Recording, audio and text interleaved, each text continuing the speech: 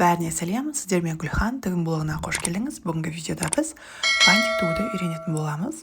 Мен алдағы күзгі бал мерекесіне осындай бантикті тіктім, ал түсі мен матасын өзгерту арқылы сіз қалаған бантик түрін тіге алатын боласыз. Ендеше бастайық. Ең бірінші бізге қатты фатин, сосын түсіне сай кособейка және бір резинке қажет.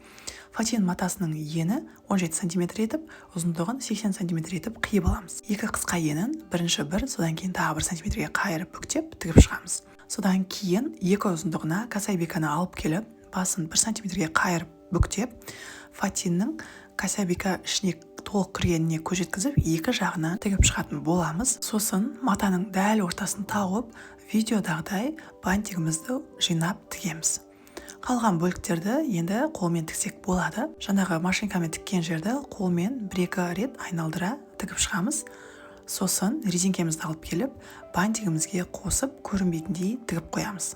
Мен біздің бантигіміз дайын болды. 1 метр фатин матасынан 12 дана бантик шығаруға болады. Сіз де міндетті түрде тігіп көріңіз. Видео ұнаса лайк басып, комментарий қалдырып кетіңіз. Және парақшаны жоғалтып алмас үшін бірден жазылып алыңыз. Сіздермен болған Гүлхан.